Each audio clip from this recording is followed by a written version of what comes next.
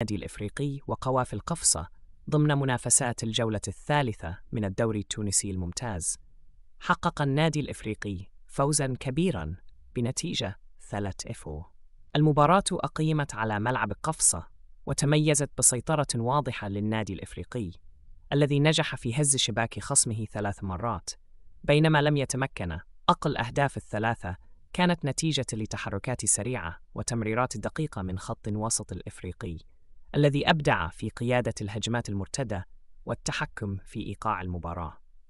ساهمت هذه الأهداف في تحقيق فوز مريح وثقة كبيرة للنادي الإفريقي في مشواره بالدوري هذا الموسم. على الرغم من الفارق في النتيجة، إلا أن قوافل قفصة حاولت تقديم أداء مشرف، ولكنها واجهت صعوبات كبيرة في اختراق دفاعات الإفريقي. الفريق المضيف لم يكن قادراً على تهديد مرمى الإفريقي بشكل جدي طوال المباراة، ما أدى إلى انتهاء اللقاء بنتيجة ثقيلة عليه دون أن يتمكن من تسجيل أي هدف. النادي الإفريقي أظهر مستوى عال من التكتيك والانضباط في جميع خطوطه. خط الدفاع كان منظما بشكل كبير ونجح في إبطال محاولات قوافل قفصة الهجومية. في المقابل، كان خط الوسط هو مفتاح الانتصار، حيث تحكم اللاعبون في إيقاع المباراة وخلقوا العديد من الفرص التي استغلها الهجوم بشكل مثالي. المدرب سعيد السايبي الذي تولى قيادة الفريق في بداية هذا الموسم أظهر تكتيكاً متوازناً، حيث اعتمد على الهجمات المرتدة السريعة والاستحواذ على الكرة في مناطق حساسة من الملعب. استخدام اللاعبين كان جيداً، حيث ظهر أن الفريق يلعب كوحدة متكاملة، ما يجعل النادي الإفريقي أحد المرشحين بقوة للفوز باللقب هذا الموسم.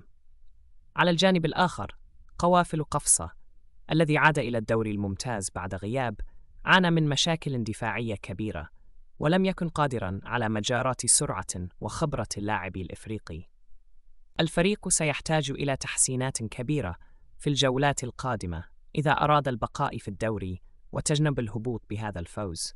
رفع النادي الإفريقي رصيده إلى 6 نقاط بعد مباراتين، ما يجعله يتصدر مجموعته بشكل مؤقت.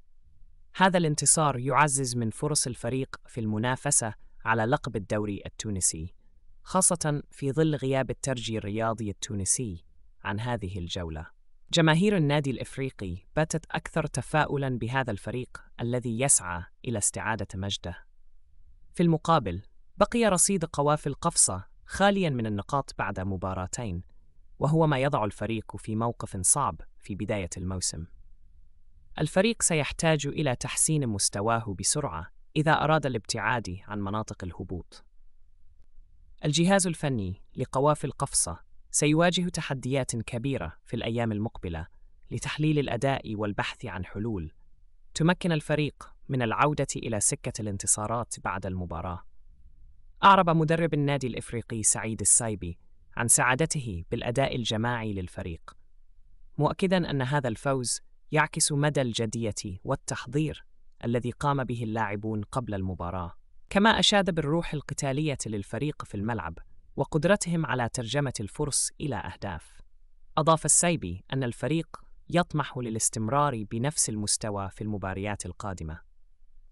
من جانبه، قال مدرب قوافل قفصة إن فريقه لم يكن في أفضل حالاته، وإن المباراة كانت اختباراً صعباً أمام خصم قوي، وأشار إلى أن الفريق سيعمل على تصحيح الأخطاء التي ظهرت في المباراة، مع التركيز على تحسين الجانب الدفاعي والهجومي في التدريبات القادمة. آمال وتطلعات. النادي الإفريقي بعد هذا الفوز الكبير بات أحد الفرق المرشحة بقوة للذهاب بعيداً في هذا الموسم. استعادة الفريق للثقة بعد سنوات من عدم الفوز بالدوري هو أمر مهم لجماهيره التي طالما انتظرت عودته. السلام عليكم أصدقائي المتابعين. في المرة الثانية نقول مبروك لكل جماهير النادي الأفريقي على الفوز بالثلاثية والتحولات والأداء والتطور الذي يحصل مع النادي الأفريقي بعد 3 جولات أقوى خطة، هجوم أقوى خطة، دفاع إن شاء الله القادم، أفضل الكلمة اللاتين، حنقولها دايما نادي الأفريقي على الطريق الصحيح. وتعالى هنا ننتقل إلى الكلام على تصريحات ديف تبتوني المدرب اللي هم أفضل المدربين اللي موجودين في أفريقيا، والمدرب اللي هو أفضل صفقة حصلت في الفترة الأخيرة.